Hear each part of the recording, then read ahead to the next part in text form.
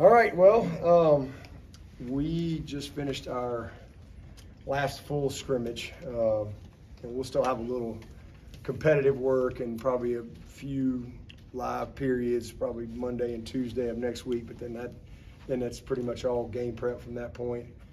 So today was kind of our second preseason game, if you will, and big day for a lot of guys. We held some guys, got some guys a few reps, some guys we held completely, because we got a lot of guys that we're trying to evaluate, and just like the NFL and preseason games, they got a lot of guys they're trying to get reps for. They kind of know what, who's going to make the team, if you will, and then they cut people. Good news is we're not cutting anybody. We get to keep them, but we need to evaluate some of these guys. So this was a big day for a lot of guys, and I saw a lot of good things. I thought the biggest thing I was pleased with today is I thought our twos closed the gap a little bit. I thought because we kind of went ones on twos all day today, and the last scrimmage I saw a pretty good gap. And again, we held a few guys, but this scrimmage I saw some guys kind of make some strides and show that they belong. So a lot of good things. Again, another really competitive day, a lot of situational work. Again, we had an overtime period. We hit some short yardage. We had some special teams, situational things that we worked today. We got a couple of good 2-minute drives, which was good to see. And then really kind of just some about 7 or 8 type one-offs, really special situational, like one play type things that can come up in the course of a game. So a lot of opportunity to just teach today, but guys pushed through. It was a good hot day. We were out here almost 3 hours, I guess, so a long day. But proud of the guys. They've really pushed through. Tomorrow will be a good solid workout tomorrow, a light workout. We'll take the pads off of them tomorrow, and then grade this tape, start making some decisions, and then really tomorrow's kind of breaking camp for us, if you will, just true camp mode. We'll give everybody off Friday and Saturday, just kind of mental recharge and physical rest. So we started 2 weeks ago today, as far as so we've been together every day, all day for 14 days. So I know everybody's ready. So good day tomorrow to kind of clean up everything, and then kind of one last little day of some install stuff we need to do. Let them rest Friday, Saturday, and then we'll come back in Sunday afternoon, and we'll start our turning the page to the opponent prep. And still a couple of competitive days Monday and Tuesday. A little bit of live work, start kind of pulling back there, and then they start school on Wednesday. So gotten a lot done, like where we are, and hopefully we can continue to stay healthy and keep heading in the right direction.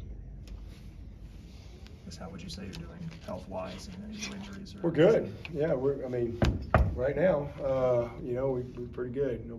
Everybody was good today, and it's been a really competitive, deal. I think we're, we track all that stuff, from a GPS standpoint and all that, and I think we're about 9%. I think was the last thing, maybe all more demand, if you will, going back all the way to I think 2017. So it's been a tough camp. It's been a taxing camp. The guys have pushed through and they've responded, we're in a good shape. Nobody that has any long-term type of situation or anything that you guys don't know about. You said the two stepped up. Anyone specifically? I watched the tape, but there were several. Continue to be impressed with some of our young secondary, and I'm impressed with the backup backers. Those guys are starting to get better. Got some guys that have been flashing on the D-line really the whole time. That I thought played with a little bit more discipline today. And then I thought our second offensive line today took a step forward. I was really encouraged by that. I thought they made a step. So we're going to test the fire alarm. Yeah, so a lot of guys. I think we got some guys. Receivers. I love what I'm seeing there, and the young guys. Tyler Brown continues to step up, and Tink.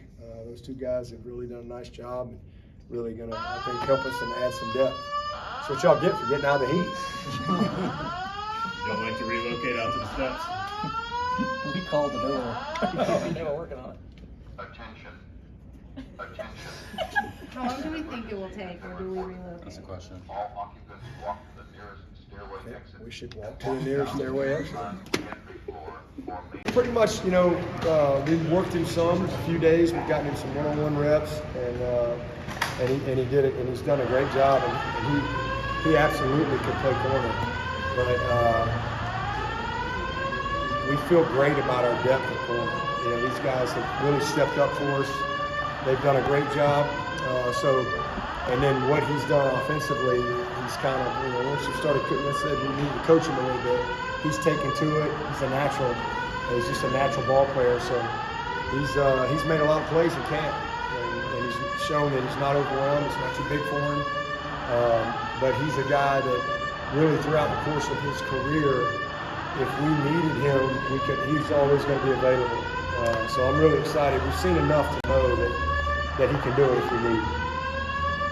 What about Jamal and D? Just how have they progressed since scrimmages have been going on? Yeah, I mean they're good.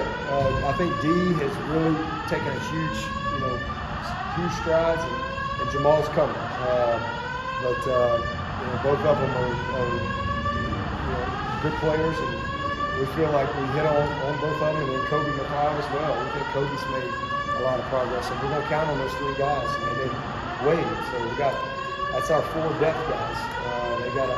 They gotta play and be ready to go. Special teams, any situation. So this has been a really good camp because they've got a ton of work. He's a guy that really made an impression on the spring. Avieon, what has he done this fall? He's been all center, but Avieon Terrell. Yeah, I mean he's special. I mean really, I could say that about all 3 of those guys: Shelton, Strozier, and Avieon. I think all 3 of those guys can play at a high level. They all have different attributes, and they all have different things that need to continue to work on. But all 3 can play. So we're really blessed there. You got J. Lou, you got Sheridan, you got Toriano, and you got Nate. So it's a really, really good room. And I know it's been a while since we've been in the situation that we're in, so I'm excited about it. All 3 of those freshmen have done a great job for us.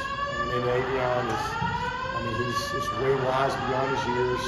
He's physically and mentally, ready to play. Are they in the mix with Toriano? Oh yeah, they're all in the mix. Yeah, every day they're all in the mix. Every time we step on this field, there's nobody that's not in the mix. They're capable of competing with anyone. With our starters and backups, they can compete across the board. With camp almost over, what's your evaluation of the time? I feel good. I really do. I feel confident in the guys that we've been working there, and that we've got not just one, but we've got multiple answers. Not ready to roll out our starting lineup yet, but I feel good about again the guys that have been working there, and that's Tristan and Marcus. He's gotten a good amount of work, and Sadler. I think all 3 of those guys can get the job done, and certainly Blake could bump over there as well if he needed to. Mitchell Mays. So one of our main objectives in this camp was to really solidify our tackle depth, and I feel great about all those guys. Tristan, Colin, Mitchell, Blake, who's the other one? It's 5 of them, 5 guys. So I feel good about the depth. Marcus. I think we got 5 guys for sure that could really function and win for us if we need it. So now we just gotta, decide how we want to roll it out, start, and we'll go from there. Was it Toronto's hamstring was able to go to really hold him back? Well, we held him and Barrett today. We held a lot of those guys, but he's good. He'll be rolling. If we played today, he'll play. But we held several of those high snap guys, and because we just, like I said, we need to force the issue with some guys. I'm pretty sure what Barrett and Jeremiah can do. We've had a very physical camp. We've had a lot of work. So feel confident about where those guys are. We held Tyler Davis today, XT, Maskell, just trying to, all those young ends. I those backers, all those D tackles, getting all those guys a bunch of work. So it's good for everybody. And is it a knee injury? Knee injury For who? for Vic Burley? Yeah, he's got nothing long term. Nothing long term. He's not going to have anything surgery, any surgical procedure, or anything. He's got lower body injury, but hopefully he'll be ready sooner or later. Not miss a game, and not anything that's going to keep him out for long term. Dabo, how would you describe the level of trust that's growing between Cade and Garrett? I think they've got a lot of trust. This has been going since January, so it's a lot of meetings, a lot of hours by the time you get to this point. So, it's great. Garrett's done an awesome job. The guys, I think, all have trust, not just in the staff, but they have trust in each other. And certainly, I think all trust Cade. He's done a great job of really, asserting himself as the leader and, just responding to whatever situation we put him in out here. How did Cade look today? Really good. Did a nice job. He's been outstanding. The whole camp. He's the same guy. What I love about him is he can make a bad play and he'll bounce right up. He'll come right back. And I love that about him. It's not a guy kind of like Deshaun in that regard. Deshaun would throw an interception in a heartbeat, right? But nobody panicked because you're going to score 40. And you just have that same feel with Cade. It's just he may throw a pick, but he's coming right back. He's just got the right mentality, and I love that about him. He loves ball, he loves practice, he loves meetings, and he's just got this energy that kind of lifts everybody. So he's been really, really, really good. He's a key to us. He stays healthy. We've got a chance to be a good football team.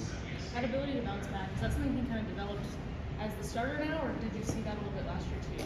I think it's just kind of how he's wired. Really, that's just his DNA coming up, and then now that he's the starter, there's not as much pressure on him as maybe last year. You're a young guy, you're coming in, it's all new people. It's competitive, all these things, and you don't have quite as much opportunity. But I just think it's in his natural DNA.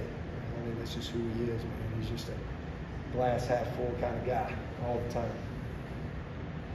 I guess Garrett was talking about Shipley being a very versatile guy. He can use a lot of different ways. We didn't want to overload him. How much have you guys been able to fill up Shipley's play in terms of using him in different places? Yeah, we held him today. He and Maffa. Again, I love our backs. That's one. If you ask me about one position on this team, it's running back, man. These backs, Dominique, Keith Adams, Jay Haynes, and Jarvis. Wow. And that's really what I wanted to see today. I wanted to see these four backs kind of take Shipley and Maffa off, and let's let Strecco. Strecco is another. Strecco popped 2 or 3 runs today. It's just we got a really good room, man, and I'm really proud of them. Those guys do a good job of competing. Shipley is obviously a guy that can do a lot of things for sure.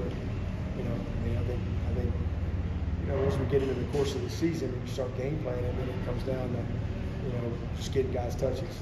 We're going to go in every game with a plan to make sure Shipley's touching the ball and Maffa. I think both of those guys could be 1,000-yard rushers if we have the type of season that we want to have. But certainly Shipley is going to be involved in a lot of things. He's going to screen it to him, we're going to hand it to him, we're going to throw it to him, and he's going to return it. So I don't think we've put too much on his plate. I think he's one of those guys you can't give him enough. How much progress has Linthicum made? A lot.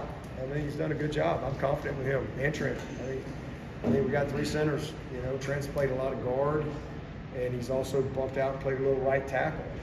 Done a good job. So I think we've got some flexibility there. Linthicum could also play guard, but they've done a good job because I don't really notice them. When I'm noticing the center, it's usually not good. They're just doing their job, and I like that. I think Dietrich took a step forward today. Not a center, but he was the guy I noticed a little bit today. It's hot. Again, 14 days in, kind of guy. Everybody's got sea legs, and just kind of, good to see him push through. A tough day. Got a lot of reps. Khalil Barnes, with so many talented guys in front of him and around him, what is your outlook for him this year? What Just sort of.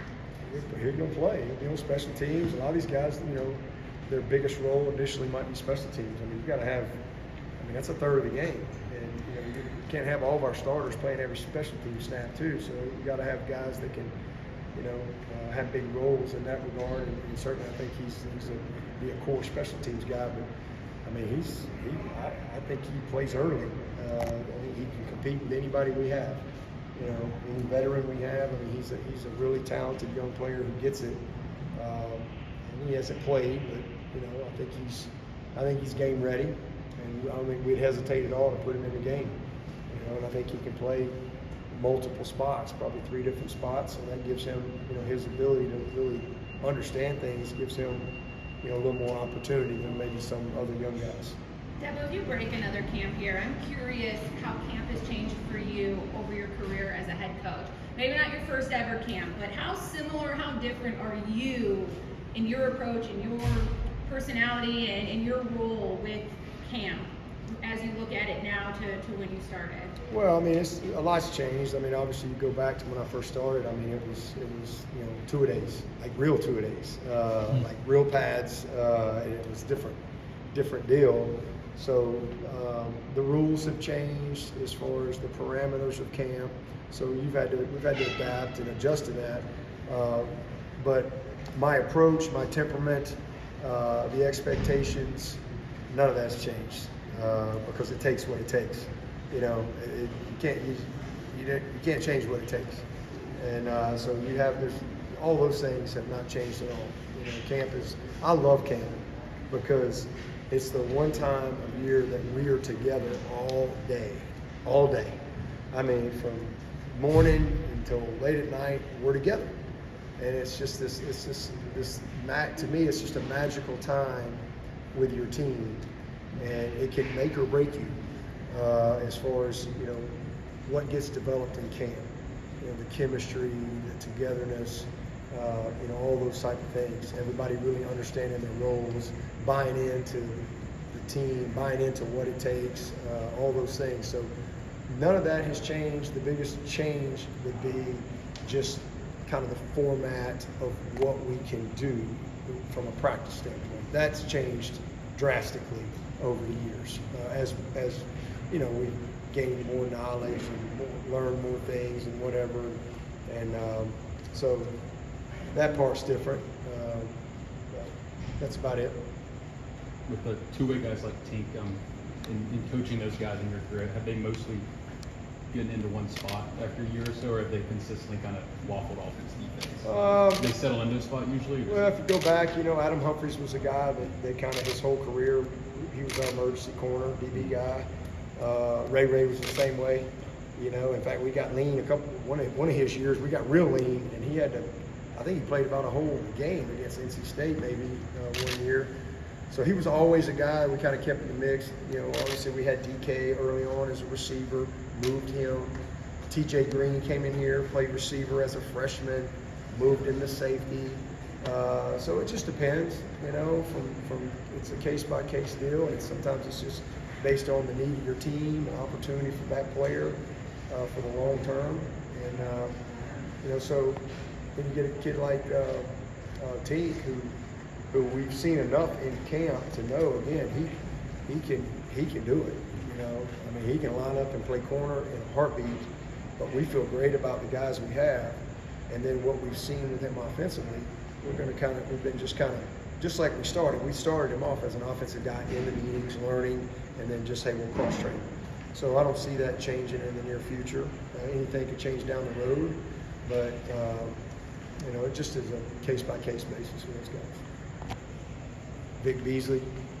Vic Beasley was a guy I had no idea what he was. I was like, all right, we'll try you at tight end, right? In his first year, I'm like, he can't play tight end. And then we're like, let's play him at linebacker. He looks like a linebacker, right? And then it was like, he's probably not a linebacker. And I think it was his third year. I'm like, with the Marion Hobby, and I said, hey, best thing this guy does is run, change direction, and let's just let him get after the quarterback on third down. I think he led our team in sacks that year as a redshirt sophomore. Maybe played less than 100 plays, and he bought into it, and boom, here we go. So sometimes it just takes a little while in the process to really figure out what's the best position for some of these guys. You just got to coach them really well. As you talked about on the ACC Network, that two defensive linemen got second-round grades. I'm guessing those are Ruke and Tyler. What are they getting out of this fifth year? I mean, in what ways have they improved? Are you guys getting more from them than they are another year of college? Well, you have to ask them that. I mean, they both wanted to come back because they wanted to. First of all, they want to win a national championship. That's something personal to them that they feel like that they've left on the table here. They don't feel like they've maximized their time here. Ruke in particular felt like that. He's got first round ability, and just another year of development. And they both wanted to. They loved playing for Nick, and they wanted to have another year playing for Nick. So I think there's a lot of factors. But they certainly didn't stay because they hated here. I think they've enjoyed their journey, and I think they just wanted one more year to really better prepare themselves for the long term of their NFL career. And that's just kind of how both of those guys are wired. There's a lot of guys in a hurry to get there to be a backup, and those guys are, I think, a little bit more focused on trying to play a long time. And they want to be. I think they want to be in a position to maybe start as rookies. And that's all their decisions, and totally on their own. I thought they were both leaving for sure. I didn't think any of those guys that came back were coming back. Putnam was the only one that I felt like we might get back. But the rest of them I thought were all leaving. And so it's been really good having all those guys back in camp, and man, they've been locked in, they've been focused. So it's been good to see. You mentioned Nick Eason. I talked to him a couple weeks ago about his weight loss journey, and he took that into talking about vulnerability. Can you actually not hear me? This is the first time ever someone can't hear me. Got something going on. He's talked about the vulnerability that he shares with the guys and how valuable that is, and his players have talked about how that changes everything. Can you just speak to the character of Nick Eason and how being a guy like that who can share his vulnerability and open up just only further affects and benefits your players and those young men? Yeah, well, I mean, I think that ultimately is what makes a great coach is the ability to connect, with the player. And Nick is as good as I've ever been around when it comes to, connecting with his players. And he's just transparent, He's transparent. He will tell his story, right? He knows how to relate to these guys, and he will use his story to do that. And he's got an amazing journey that he's been on. But Nick is a guy, because before Christian Wilkins, right? He left here. I think he was the first guy to leave here with a master's degree, defensive lineman in 3.5 years. And he was just a captain. He's just one of the best people you'll ever meet. I mean, Nick would be an amazing head coach. I mean, he's got everything that you could possibly want to be a head coach. I mean, he really gets it on all levels. And, so I think for people to really trust you and to buy into who you are, they got to know who you are. And, you've got to be able to be transparent and open up. And he really, he's always, that comes natural to him. It comes natural to him. And so, these guys, they love him for sure. He does a great job, and he loves his players. That's the other mark of a great coach is, just love your players. And he loves Clemson. So he's done an unbelievable job for us since he got here.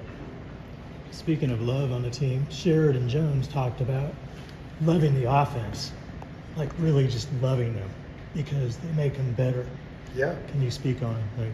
Yeah, I mean, this is a game that you practice a lot more than you play. I mean, you get to play 15 days if it's perfect, right? So you've got to love practice, and it's what you practice against is what prepares you. And, I really believe one of the reasons we've been, so consistent for a long, long time around here is because practice is hard. And, it's just good competition. You get exposed on the practice field, so you have to come. You can't take a day off. And that competitiveness, drives performance and forces guys to. They got to get better.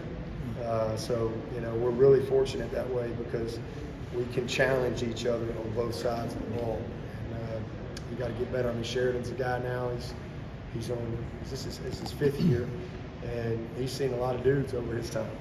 So he's got a visual in his head of what it looks like. I mean, he's been covering guys here for a long time, and it's not easy. And vice versa, you know, with the receivers going against the DBs here. So it makes everybody better. It's always been Davis now and Jake Briningstool tight end. How have you seen Jake handle being the guy? Oh, Jake's been ready to be the guy since he got here. You know, sometimes it's hard to be patient, right? You know, Davis Allen's pretty good, and I think Jake, he wanted to be the guy, but he wasn't ready to be the guy. You know, he just maturity-wise wasn't quite there, and you know, physically wasn't quite there, but was still able to be a productive player for us. And man, he had a great guy like Davis Allen to really show him. And man, I'm really proud of Brenny. I mean, he's done great. I mean, sky's the limit for this guy. I mean, he's got his body in a great spot. He's worked really hard. He's matured. He's smart. He doesn't make a lot of mental errors. He's got, you know, elite ball skills, but he really gets it, and he's hyper competitive. I mean, he is a really competitive dude. So, I mean, there's no limit to him. I mean, he's got 2 years left, and I mean, he could be as good as we've had, or the best. He's got that type of ability in him. So hopefully he can stay healthy, and if he does, I mean, you're gonna see that number 9 making a lot of plays this year.